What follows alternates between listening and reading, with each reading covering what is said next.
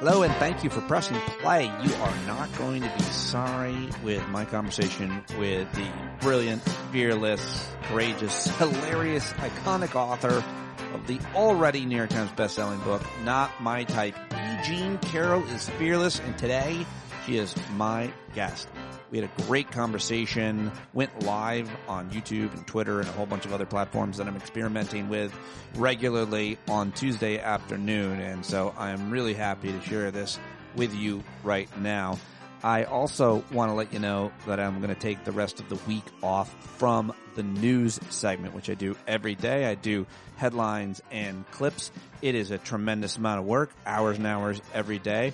I'm giving myself a little time off for the next 3 days headed into the July 4th weekend. I hope that you are as well, but I will be bringing you these great guests that I've been talking to this week that will not stop on the regular every day, maybe even more than one each day. That is not where the bulk of the work lies, where I always prepare a lot, as I did to talk to with my conversation with both Jean Carroll and Karen Elliott House, who I spoke to earlier about her new book about Mohammed bin Salman. A lot of prep goes into it, obviously booking these guests, but editing and posting and producing the show is where the bulk of the work is. So I'm always happy to share these interviews, which I love doing. Today was just so great. I was so honored to talk to Jean Carroll today about her new book. I hope that you'll get it. I hope you'll subscribe to her Substack. She was also just so loose and confident and hilarious and made me feel great about myself. She was so kind and generous with her compliments to me, both on the record and after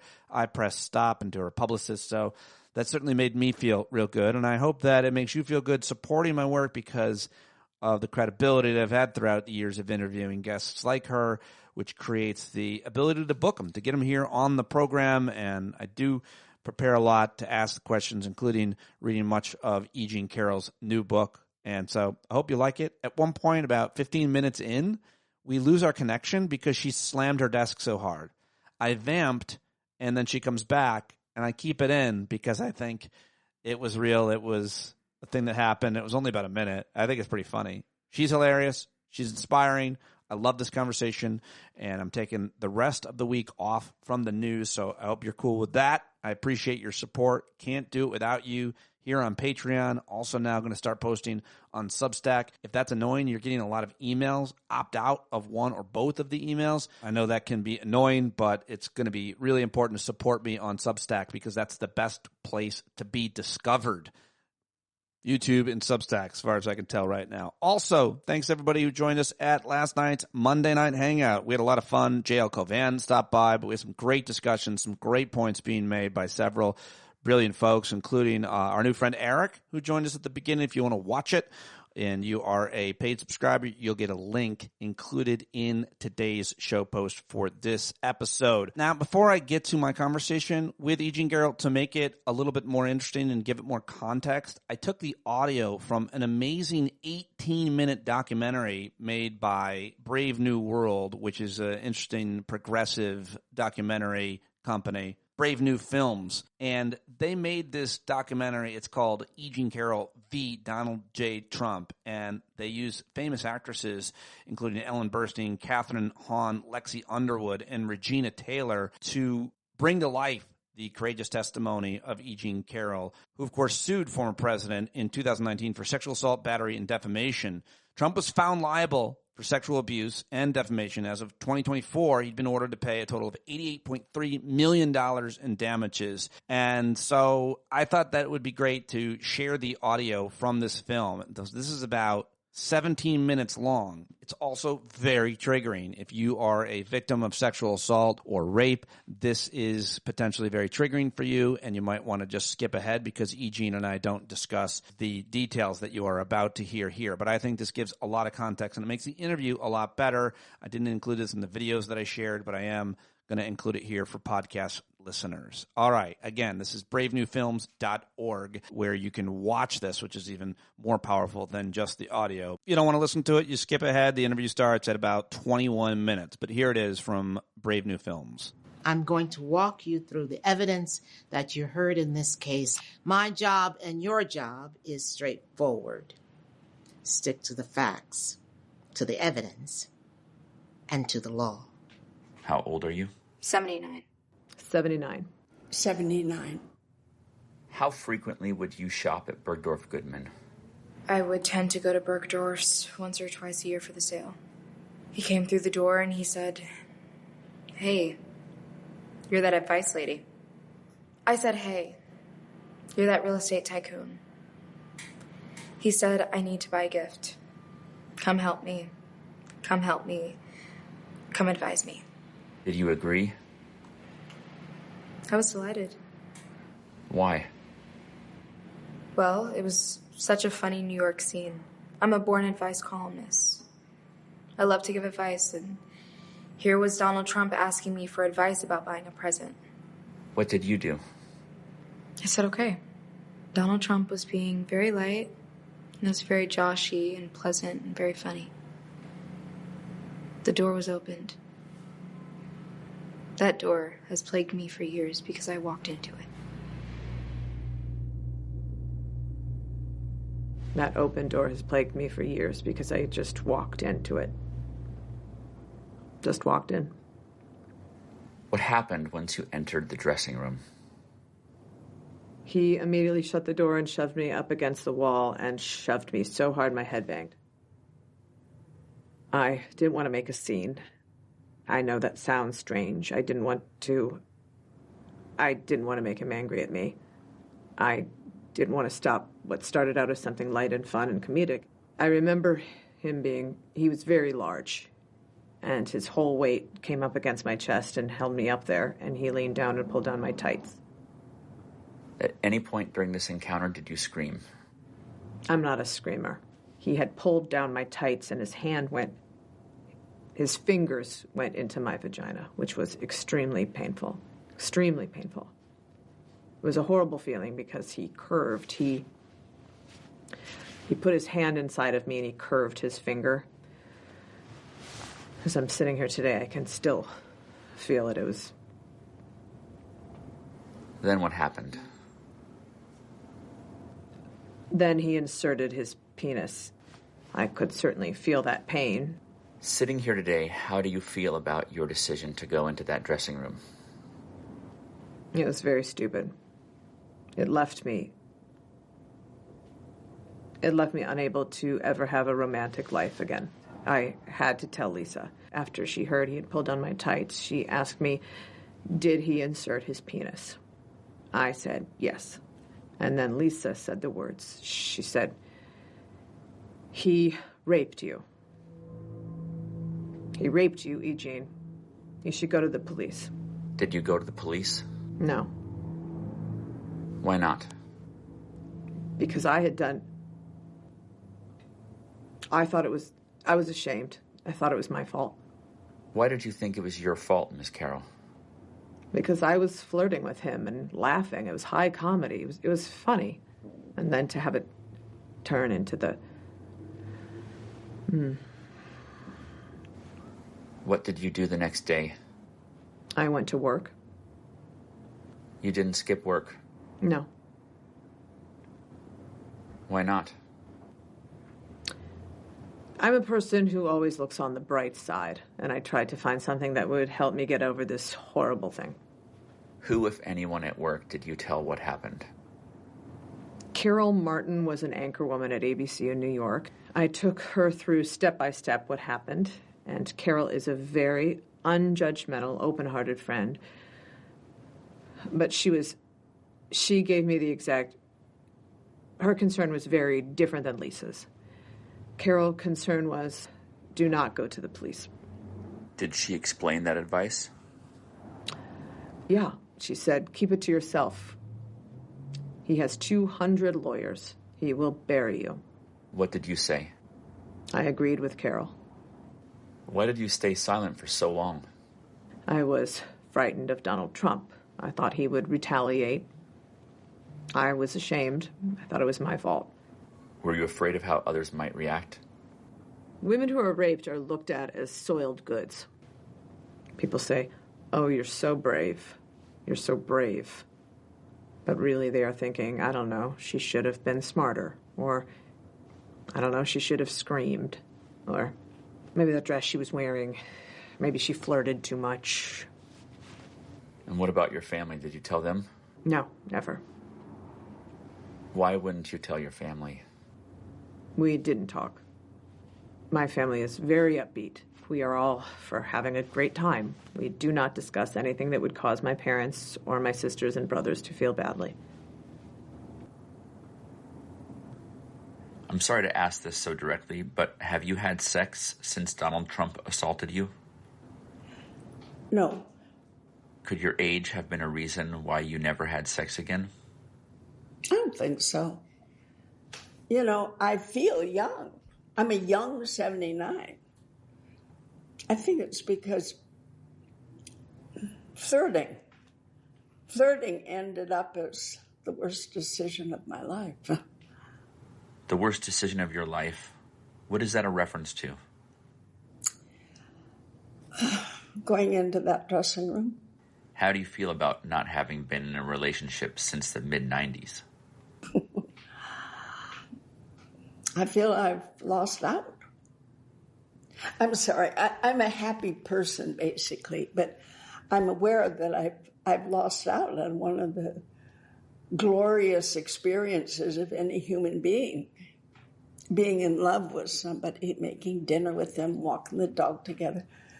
I don't have that. I'm just cuddling on the sofa, watching TV and eating popcorn. I'm aware of how much I've lost. How often, if at all, do you think about the assault that night at Bergdorf's? Just recently, I pulled over to the side of the road on my way home because, well, it was late and I thought I would rest my eyes and just take a quick nap. I closed my eyes. I must have fallen asleep because when I woke up, I felt Donald Trump again on top of me. His huge... I thought for a minute I was going to die because I couldn't breathe. That's the sudden, horrible kind. But normally I would be cooking pasta or just going about my normal day. And in would slide just a picture of him going like this into the dressing room or hitting my head. With whom, if anyone, do you discuss these visions when they occur? Nobody. Why not? Well, I don't want to ruin somebody else's day. Why didn't you speak publicly about the assault when he first started running for election? My mother was dying in Indiana. I was at her side with my brothers and sisters. What is your opinion of Donald Trump today? He is vile. And when you're a star, you can do anything. I just start kissing them. It's like a magnet. Grab them by the pussy. How, if at all, did the fact that Donald Trump was president affect your decision to include him in this book? Well, it was the very fact that he was president that made me really pause over doing it. I just said, Jean, don't be chicken. Do you recall how Donald Trump responded after the excerpt was published online? Yes. I don't know her. I never met her. I have no idea who she is. I have absolutely no idea who she is. This woman is a disgrace, totally false. It was fake. She's a fake. It's a made-up, fabricated story. She is not my type. And what do you understand that to mean, Miss Carroll, that you're not his type? I'm too ugly to attack. Too ugly to rape.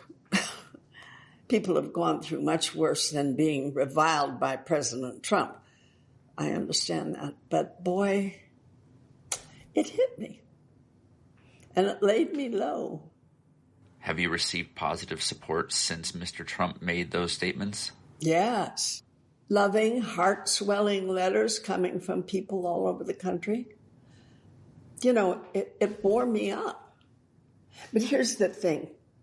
The vileness and the dirt and the seedy language and people describing what they think I did and why nobody in the world would touch me because of my enormous ugliness. It sort of swamped the heartfelt letters that I was receiving on the other hand. It is very hard to get up in the morning and face the fact that you're receiving these messages. You are just too ugly to go on living. Normally, a story about a man in the Times would not have affected me, but the reaction to the bombshell in the Times from women around the country was startling. It was like a wave broke. I thought, okay, 76 years of being silent. I'm done with being silent. Sitting here today, are you happy you have spoken publicly about what Mr. Trump did to you, or do you regret it? I have regretted this about 100 times, but in the end, being able to get my day in court finally is everything to me. Have you enjoyed the attention you have received from this case? Getting attention for being raped is not, it's hard. Getting attention for making a great 3-bean salad, that would be good. Do you ever regret bringing this lawsuit? About 5 times a day. Why? I thought I would just take a peek at my Twitter, and there it was again, the onslaught of the liar, slut, ugly, old. But I couldn't have been more proud to be here. We will hear closing argument on behalf of the plaintiff. Ms. Carroll is represented by Roberta Kaplan. In the spring of 1996, Donald Trump sexually assaulted her. Like many women in her situation, Ms. Carroll tried to suppress what had happened to her. Donald Trump's response was both brutal and immediate. Ms. Carroll must have been lying because she was too ugly or too unattractive for him to sexually assault. The real question is how to measure that harm he caused. There is the reputational harm that Miss Carroll suffered. The very heart of her success was her reputation for honesty and integrity. While Miss Carroll built that career over 5 decades, Donald Trump shattered it in less than 24 hours. His June 21 and June 22 statements alone reached at least 100 million and probably many more than 100 million people. The damage he caused was significant, so the cost of repairing that damage is significant too. The second category of compensatory damages is where you need to decide how much to award Miss Carroll for the pain and suffering that she has been experiencing. Imagine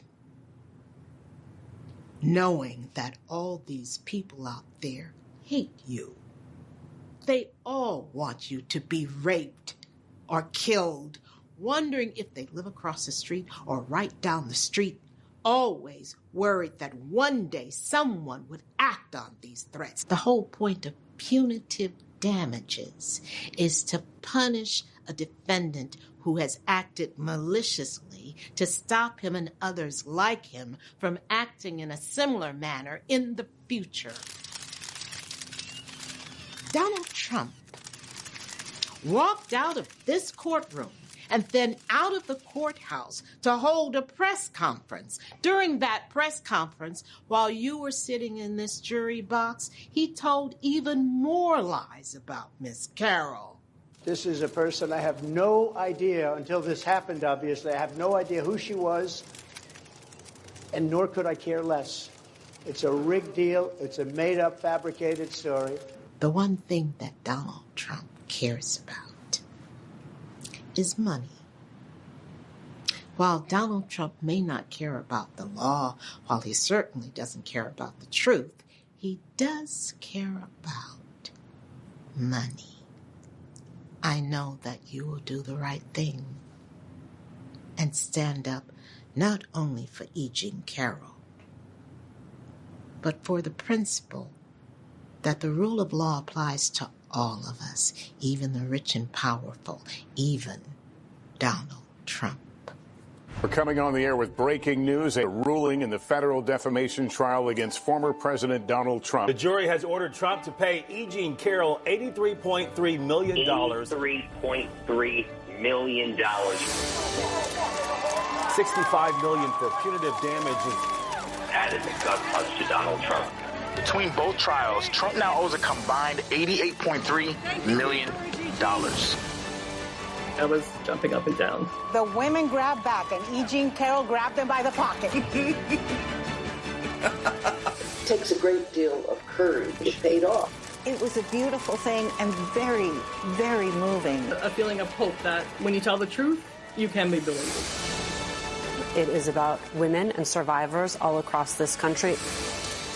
Was really doing this so that it couldn't happen to other women. For thousands and thousands of other women. This was for victims everywhere. When someone marks you like this, it doesn't go away. There is finally one, but I'm damn glad for this one. I'm overwhelmed with joy and happiness and delight for the women in this country. It's about every woman. All right. Well, powerful, right? Even more powerful to see it. BraveNewFilms.org if you want to. Here now, my conversation with this icon, trailblazer, living legend, E. Jean Carroll, for the first time ever on Stand Up with Pete Dominic. Oh, my goodness. A legend. You are a living legend. I am so excited. And don't look around. It's just you in that cabin and a bouncy ball. And I am so honored to talk to you, E. Jean Carroll. Congratulations on you and your integrity and your courage and your humor and this already New York Times bestselling book. Thank you for joining me. Thank you. My God, I'm excited. I mean, how do you see what you've done here, traveled through all of your trauma and pain to cast a light for others to fight? No, other people are casting their light on me. That's how I am, just here soaking up the light beams from other people. That's what I'm doing. Well, you say that because two things can be true. You are the person who stepped up to do all that you have done as publicly and as courageously because there's been no shortage of threats. So in many ways, you are the light, at least one of the lights. You like to give it the light to everybody else, but I'm giving it to you and you cannot deny it. Thank you. Well, a tiny little. My light is only shining, Pete, because everybody else is sitting in their houses on their lazy asses. What do you mean by that? The other, who's everyone else? Those of us who are not doing enough? Yeah, no, there are 350 million Americans who are just watching this thing go down. So my little light looks bigger, but it's not. It's just it's like a firefly, in the middle of the night. So no, that's why. Okay, but let me press you one more time by just asking this way. What have you heard from people, Americans, women, and sexual assault survivors since you came out publicly and have told your story? What have you heard from those people? I know you've heard a lot of threats and terrible things and insults, which are hilarious because you always know the person saying that shit is living, is hates himself. But what have you heard from the kindness of strangers? Well, when the book came out, it was stunning. People were astounded. Yeah. And everybody was laughing. That's the thing. It surprised me. First of all, the book was a total secret. Nobody knew it was going to drop. And then it came right down into the middle of nowhere. And it's the thing that blew people away was that nobody wants to do anything about sexual assault. It's like, but this book is funny. You're not allowed to be funny about sexual assault. No, you're not allowed. And this is, of course, deadly serious. But the 5 years around the two trials, high comedy from the beginning to the end. I needed you almost in a way. I've been studying you and watching you as a comedian. I so appreciate your humor. You actually were a writer on SNL. I mean, like, you've been a hilarious person your whole life, and we could talk about why, but I needed your permission to laugh. I knew you wanted me to laugh as a reader, but I actually almost felt like, I can't believe I'm laughing at this, but you're laughing. Yeah. It's because, you know what? Because it's absurd. It's absurd. And if we don't laugh, what are we going to be? You know what? It's never going to do anybody any good to be sitting in a corner. You can't. Doesn't work. It just doesn't work. So you come up, and the way to rise and to actually see what's going on is to laugh. Right? That's what you do. This is what you do every day. You take some news, and then you build a little story around it. Then you make people laugh. And then pretty soon we're considering what you just said about the news. We take it more seriously, and it's lighter. Am I way off here? No, this is the exact, I said it almost exactly the same way when people ask me over the years. I worked at The Daily Show for 6 years with Jon Stewart. I worked at The Colbert Report for years, and then I worked with John Oliver, and people ask about that style of humor, and I say exactly what you just said. It fights apathy. It gets people to care about issues they wouldn't otherwise care about. And then well, first of all, you get everybody going before the show would even start. Right. You get them riled up and expecting to start to laugh about some very serious issues. But that's how it's done. Yeah, exactly. I was the fluffer. Yeah. I was the fluffer for many men. And Joan Rivers. That's right. I fluffed Joan Rivers, her audience. You're kidding. You fluff for Joan Rivers? I fluffed for 2 of her Comedy Central pilots, and then she asked me to open for her. And so that's a legendary story of my career, because I bombed in Atlantic City in front of 1,200 Joan Rivers fans. And the only laugh I heard was her legendary cackle laughing at my bomb. And it's the only thing I needed. And I felt validated. Oh my God. Yeah. Oh, what time did you go on? That's well, it was her audience. And I was doing, it was years ago. I was doing some George Bush's stupid material, and they didn't like it, but she loved it. Joan loved it. And then she went on and did the most offensive 9/11 humor I've ever heard and killed, because she's Joan Rivers. Yeah. What? Did you know her? No, but I know Kathy Griffin, who worships her. Oh, yeah. Hilarious. But I wonder, because you're also such a hilarious woman. I imagine you were in New York around the same time. So we established the book is hilarious. The book is brilliant, and you're courageous. But I mean, and it was a secret. Why did you keep it a secret that you were working on this book from even your closest friends? Yeah, it was odd. Even my editor and I worked over Signal. I mean, we didn't want the White House to hear about it. Right. Also, when you have a secret, it's a powerful thing. And it just drove me. I loved writing it because I knew nobody in the world knew it was going to come. You talk about the trials specifically. You have this amazingly readable, entertaining, tragic at times narrative, of course, the characters, the lawyers, but also the depositions. And you include a lot of the transcripts that you didn't even have to write around. Just us as readers reading the transcripts of what happened how would you describe that?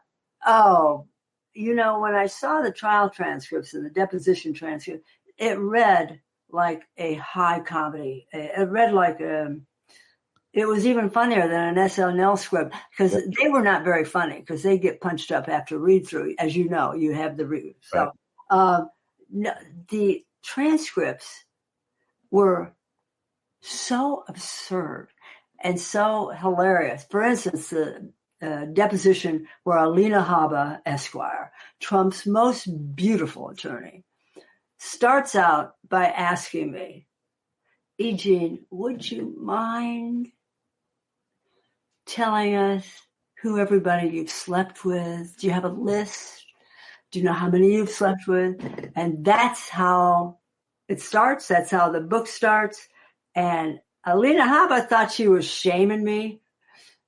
And Alina Habba thought I would be mortified. And Pete, what is the one thing I love talking about? I love talking about all the guys I liked. and all the guys I loved, and everybody, I had mad, passionate sex with. So that's how we started. Alina Habba failed at her mission to make me feel like a skank hiding in a cellar, and it goes up from there. I mean, the opening of the book is that deposition, but you show us what you said in deposition, which was brief answers. But the reader gets to hear about the 8 men who got to be the privilege of being your lover or in your space in that way, in any way.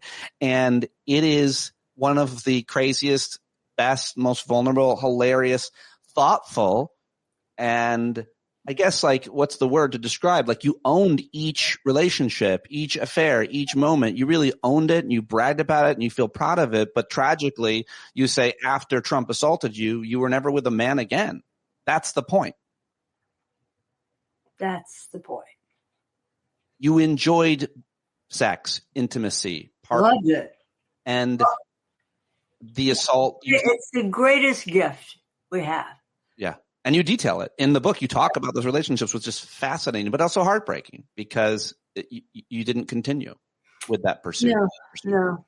And you would think I could figure out why I can't get past it, but I can't get past it.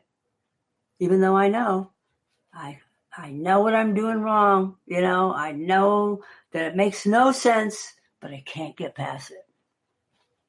Because he assaulted you, because Donald Trump assaulted you. Well, it goes back to that. I can't in any way meet a man who's age appropriate, who I would in normal times think, wow, he's interesting. No, I look down and I do not engage. Really? So if a man now came up to you, and I'm sure they have, and especially now that they think you're going to be rich, bunch of losers, and they start coming on to you, like has it not happened, or you're just not? Well, it happens, but I immediately defect, immediately look down, and do not engage. And so that's not very fun for the guy. No. They very quickly lose interest. But that's what I do, because the last time I flirted my brains out, what happened? And I know this is the reason. I know it. And this control tower in my head just cannot force me. And I had one of the best therapists in the country, because I'd never been to a therapist before, Pete, because I get over stuff, right? Well, you write about how you get over stuff, but I have a hard time believing that it works fully. Yeah, she gave me steps, but I can't even do it. I can't do it. So how long ago was it that you went to therapy? You said you hadn't gone. You went. No, I never. No, I was forced to go. Remember, Trump hired a doctor. 80-some-year-old doctor. Like, no one would do what they were asking him to do, because no one thought they could build a case until this 81-year-old guy, and he spent the whole time asking you about what the other doctor asked. Yeah. Weird, you read the book. Yeah, well, you're E. Jean Carroll. You read the book. I love it. You had that detail right there. Jesus Christ. I think you are an absolute legend. I thought about this interview as much as I've thought about any interview for a very long time, because I think you are such an important person in our time, in this weird, fucked up timeline that we are in. You are one of the heroes here for taking this man on as publicly as you have over the things that you have. And it took you 25 years to build this amazing reputation. And he, amongst people who didn't know your work, has destroyed it in just a heartbeat. And I think that anyone who is able to go through that the way you are is a beacon of hope and a fountain of courage, unparalleled to anybody in our generation. And so, I read the book as much as I can. Wow. And I think that my daughters, I so hope my daughters will listen to this interview. They don't listen to a lot of my stuff, but I'm really hoping to get them, impress them, really. I have one question to ask you. On page 250. Here's my question. How do you keep your teeth so white? I bartered with a dentist. You have very nice teeth. I have one question for you. What is your age limit of dating? If you were to date, how young would you go? Oh, well, somewhere just above college age. Let's get back to the book, which is super important, and people are going to want to buy this. It's as good as anything. I mean, what's the title of the book? The title of your book? Yeah. We forgot to mention. Not My Type, One Woman versus a President. Yeah, we forgot to mention it, and we both drew a blank. I mentioned it in the intro, but also we should mention why you. But also, I probably will have a montage before the podcast version of this with him, Trump saying "Not my type." Perfect. Yeah, that's great. That was a stunning moment. It was. Yeah, I mean that you said before I hit record that you gave permission to Brave New Films and Mr. Greenwald to do a film bringing some very impressive actresses on to basically play the roles of you, Ellen Burstyn included. And I want to share that before the interview, but if people haven't seen it, they should go watch it because it sets up a conversation with you perfectly. Yes. It was heartbreaking also. Oh, Ellen Burstyn. I cannot watch this 17-minute film without tears rolling down and getting the top of my shirt wet. Why? How does it affect you when you rewatch it? So you do cry. I cry at movies, but otherwise I don't. I cry at commercials. Not at your life, though. Not at the shit that you've had to deal with over this. Well, there was a moment in the first trial,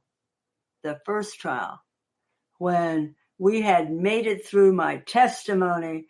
Mike Ferrara was the leader for our team, and he was taking me through my testimony. And he asked if I ever regretted bringing a suit. And I could feel the back of my throat going. And I knew my breath had left. And you can't talk if you don't have breath. And I could feel the two fat tears behind my eyeballs. I could feel their heat. And I swear to God, Pete, she hung right up on me. When she hit the desk, she hung right up on me. She'll be back. She's going to come back in. That is hilarious. And a first. And only happens with E. Jean Carroll. I swear to God, Pete, she slams her desk and she's out of here.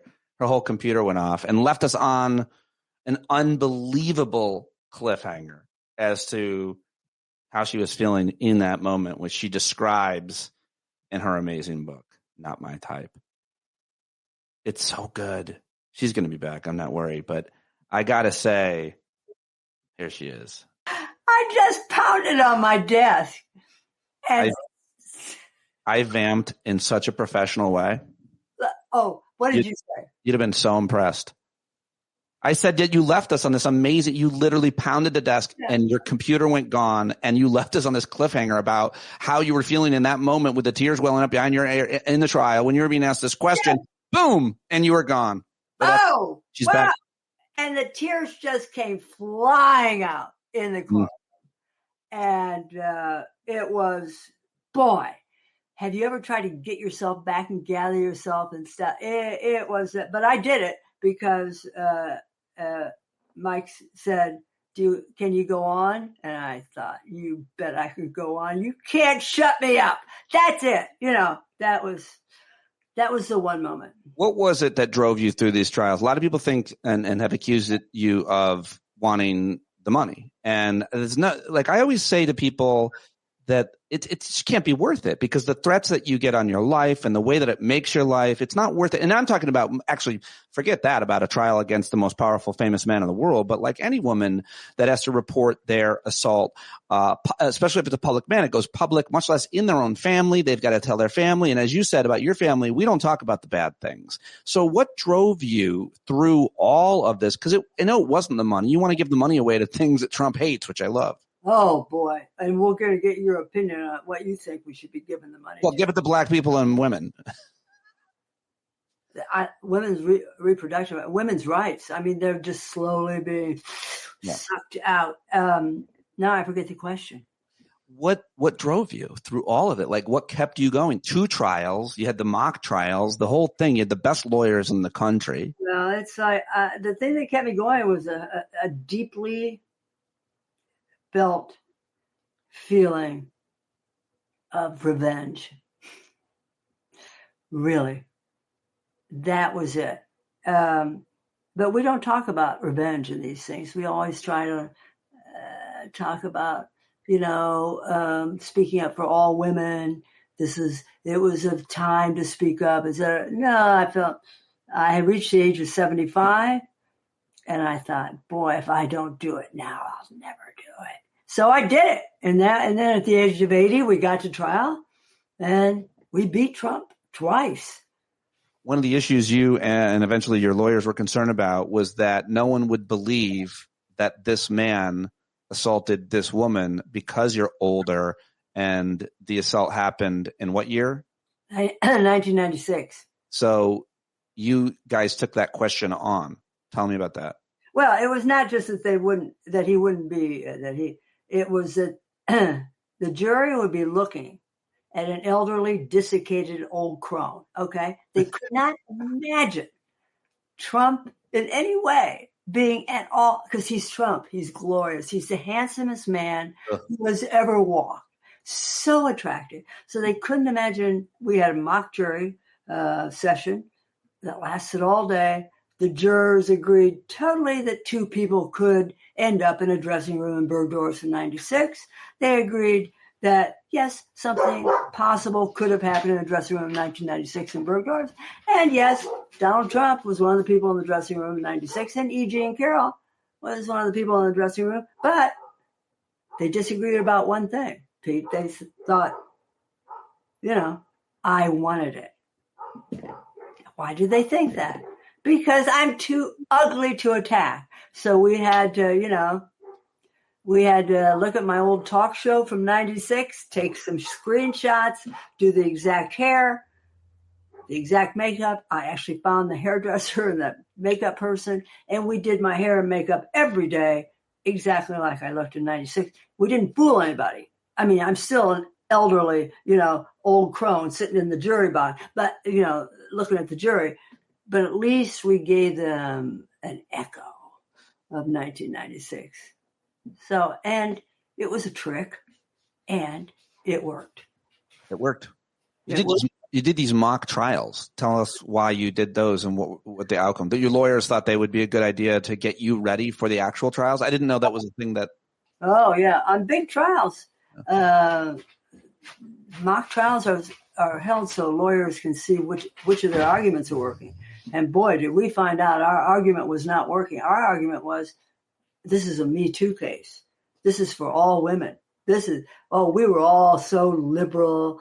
Robbie Kaplan, who is the greatest legal mind of her generation, who is my attorney, one of the great civil rights attorneys in history. Yeah. She said, boy, were we dumb.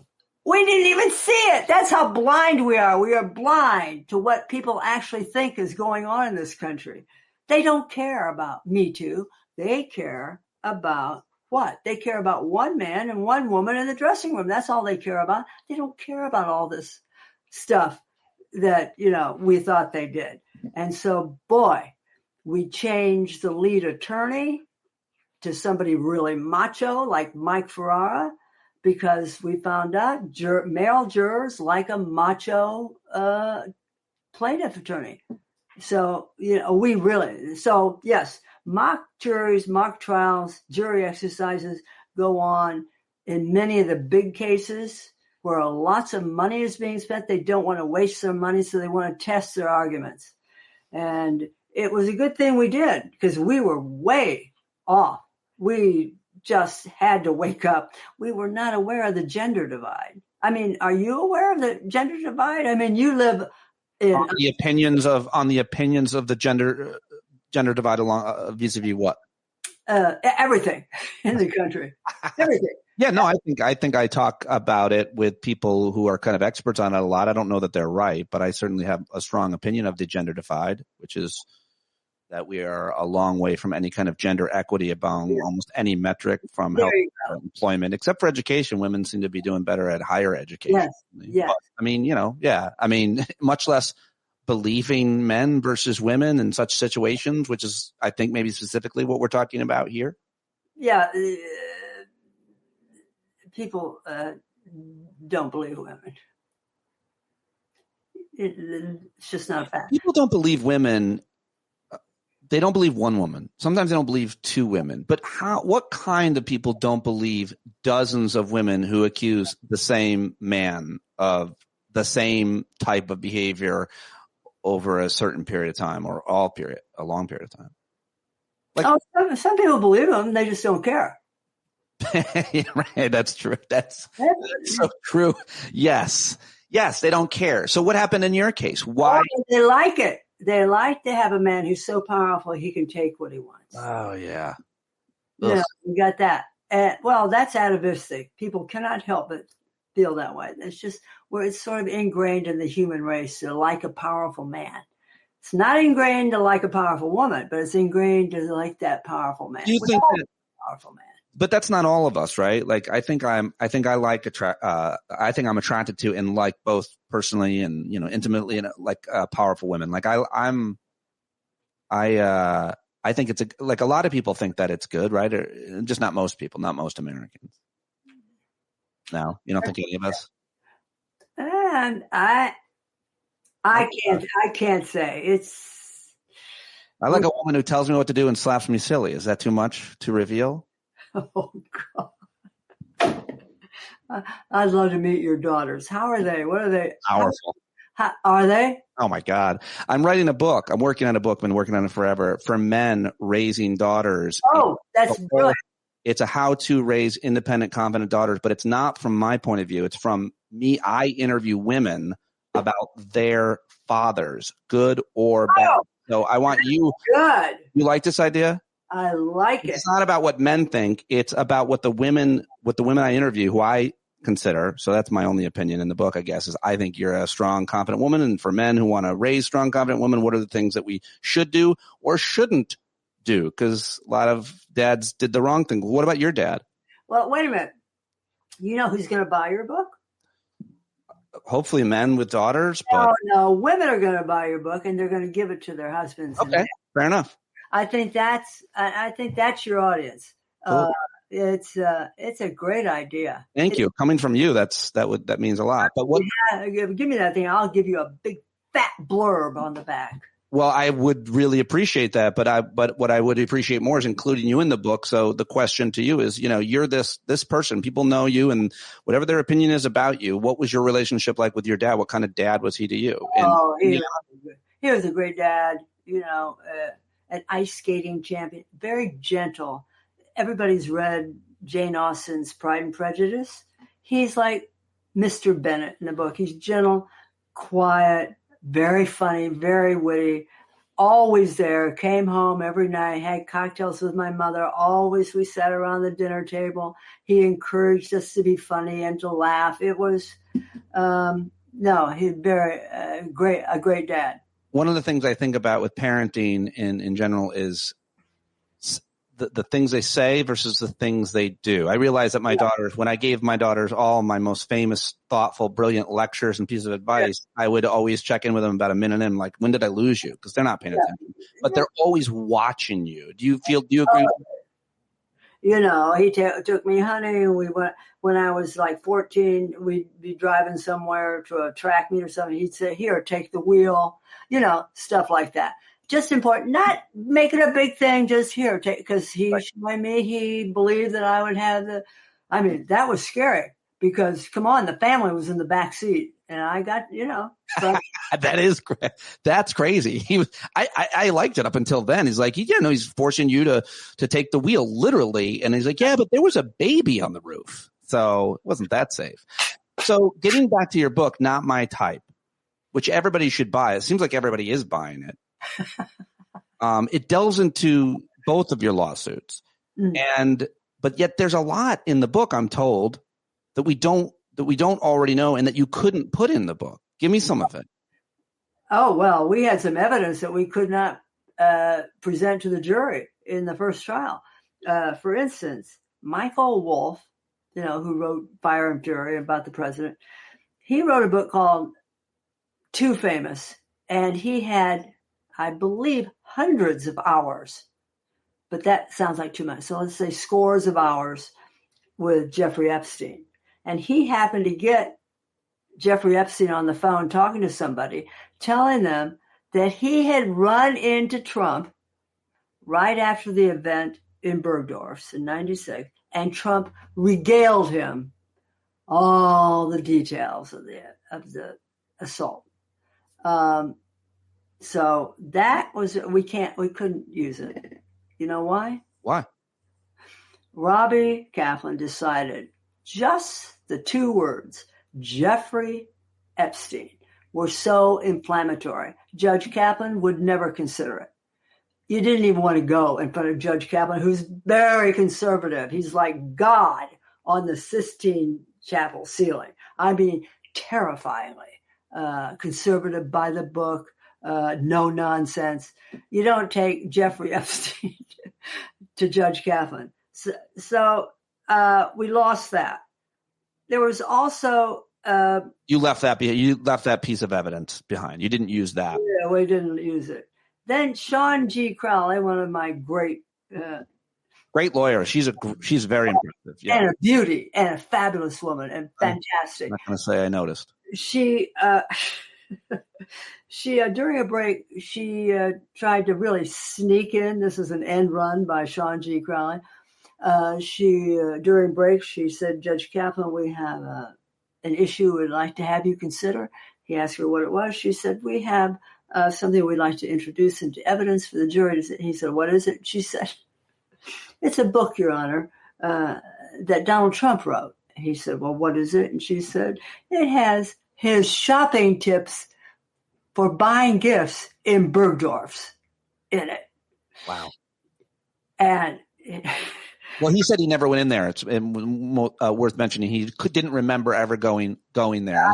He wrote a book about it. So Judge Kaplan said, you actually think that Trump wrote those books that he put his name to? So because we couldn't prove that Donald Trump physically wrote the book, which we would never be able to prove, that was not it. But one of the most conclusive, which my whole team said this would have won the case, was a Nell Scoville, back in the day, wrote a piece for Spy Magazine. Spy Magazine was Graydon Carter's first big magazine in New York.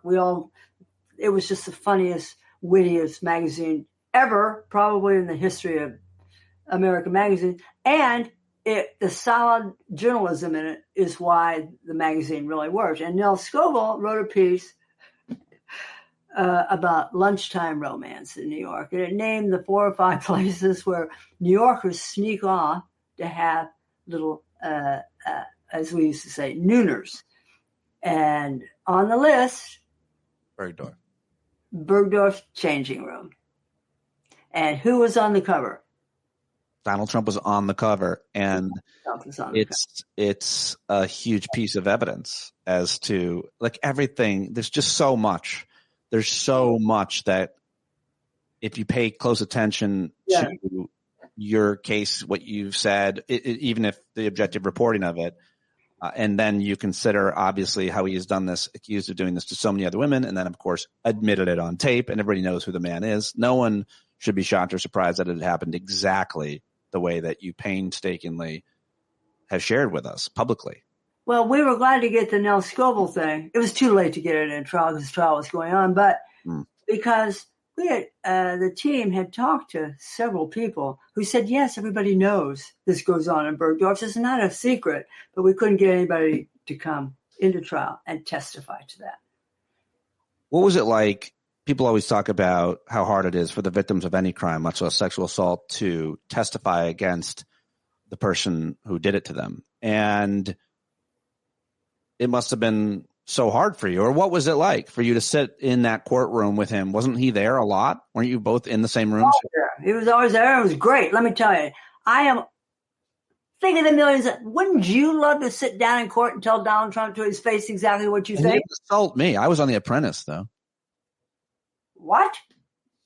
I was on The Apprentice in 2004, and they asked me, I was doing comedy, and they hired us, and they asked us in 2004, this is my only story, the producer said, Mr. Trump will be here soon. Would you guys like to meet him? And I looked around, and I said, does he want to meet us? And they said, not necessarily, but we can arrange a meeting. At that point, in 2004, I knew he was an awful man to women. That was I was like, I don't want to meet that creep in 2004. And I didn't, but I used him for that show, or NBC for that show. But when you say, how would I feel? I mean, he didn't assault me. Yeah, but it was terrifying for the first 20, 30 seconds. Terrifying. But we had been, listen, so close. I've said this before. I could reach out, and if I bent, I could grab him by his hair. That's how close we were. I mean, it was astonishingly close. I could hear everything he was saying. And so, yes. But with me, it's not mental. If I thought about it, I wouldn't have had the courage. But it's just, if I stand up, just physical. It's my being able to testify was physical, because I could stand up and walk to the goddamn chair and sit down, turn around and face him. That's really, once I had done that, it was over, because then I was loaded and ready to go. But that was it. Yeah. Oh, I was glad. Oh, hello. There's you in the book. I'm just putting it up. Love it. Everybody's got to get it. It's so good. You're so good. You're such an important person in these times, what you've done, what you've accomplished. You haven't gotten any of the money yet. And some people might think, well, then you haven't won, or he's won. I don't think that way. I think that you've won in all of the ways that matter. But will you see the money ever? Oh, yeah. Robbie Kaplan. Oh, God. She tore the roof. She took the roof of the United States Courts of Appeal and just lifted it off and threw it into space. She just demolished his arguments. He keeps appealing. She and I keep winning. So when he is done exhausting his appeals, and he only has one more, then he will probably go to the Supreme Court. And I don't know, which nobody knows. Will they take a case where the president is liable for sexual abuse? Not a great thing to do. And they've got a lot to do. They have to go on tearing to shreds democracy. So they have many things to do. So, yes, he's almost out. And then I'm giving the money away to everything he hates, every single thing he hates. I'm going to give it to him because he loves his money so much. Yeah. So let's just give it to things he hates. What do you think of people referring to him as a rapist? Do you think that's a legally or culturally appropriated term? Think it's right? It's legally in New York.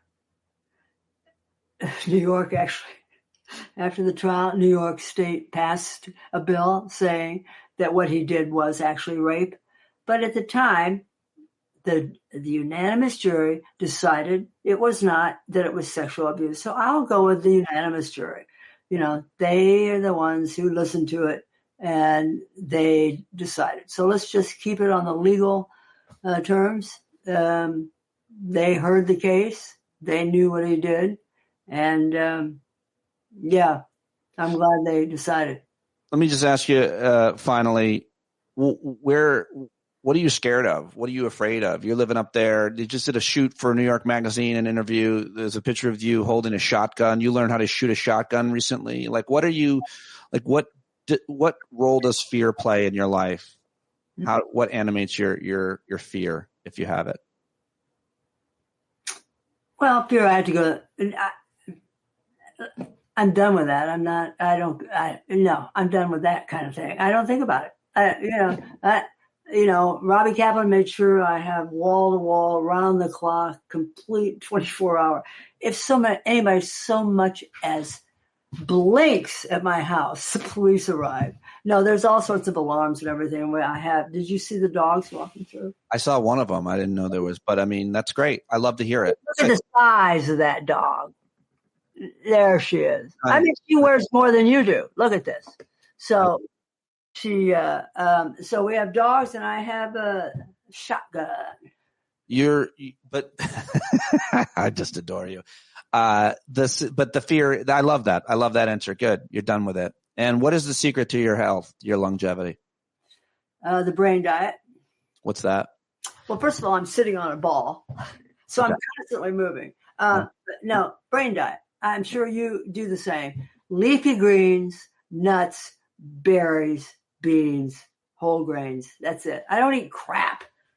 I don't know why you're sharing that you would assume that I am as healthy, but I appreciate it. Well, so you don't eat meat? No. Oh, look at you. Do you drink much? I have a glass of wine a day. Yeah. Sometimes I forget though to have the wine.